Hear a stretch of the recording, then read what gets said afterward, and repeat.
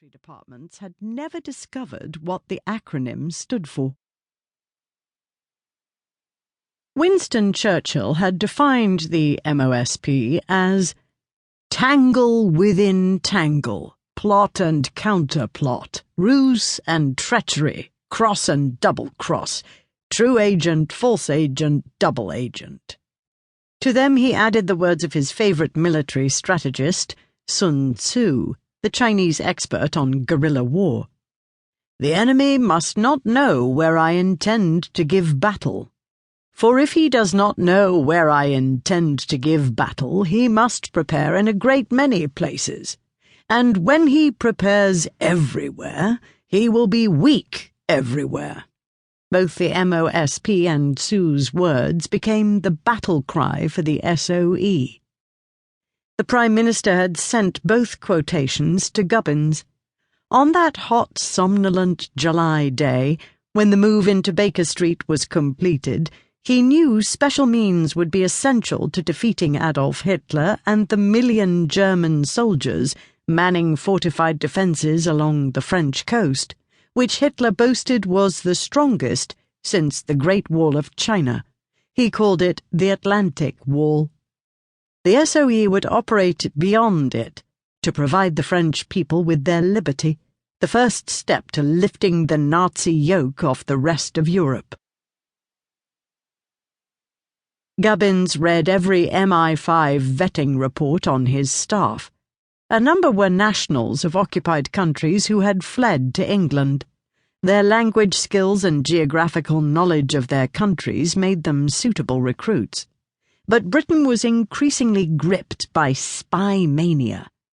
B Section, the counter-espionage department of MI5, headed by Guy Liddell, a cello-playing veteran spy hunter, faced a mounting task of checking reports that the nation was riddled with German spies who were embedded to prepare for Hitler's invasion. The fear was fueled by spy novels, tabloid newspapers, and an obsession that the Kaiser had sent spies to England in the First World War and that these had remained.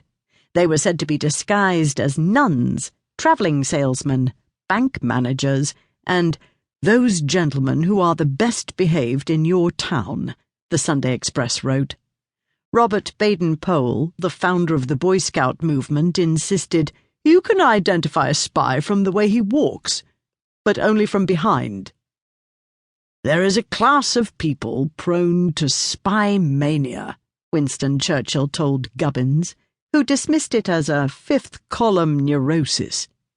An ice cream vendor was poisoning his cones.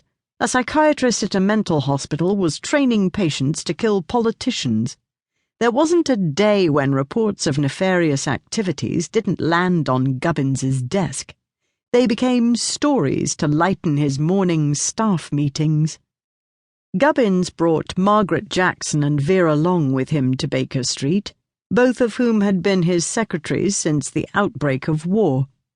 He told Hugh Dalton, the Minister of Economic War, who was responsible for SOE salaries, that he wanted them paid on the same scale as lieutenants in the First Aid Nursing Yeomanry.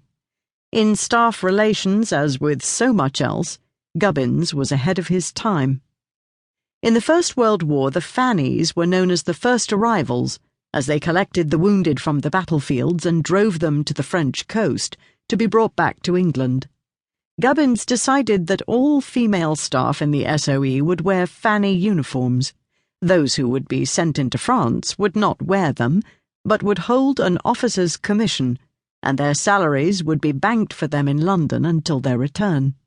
However, he knew if they were captured, they would almost certainly be executed as spies. He had the gift of inspiring confidence that amounted to devotion, and both his secretaries typed some of the most secret communications of the war. More than once he asked either Jackson or Long to summarize important decisions made at meetings. Dressed in their Fanny uniforms, he would take them in turn to the War Office or another Whitehall Ministry meeting to sit beside him and take perfect shorthand notes, which would be transcribed that night before they returned to their apartments farther down Baker Street. Next morning they would be at their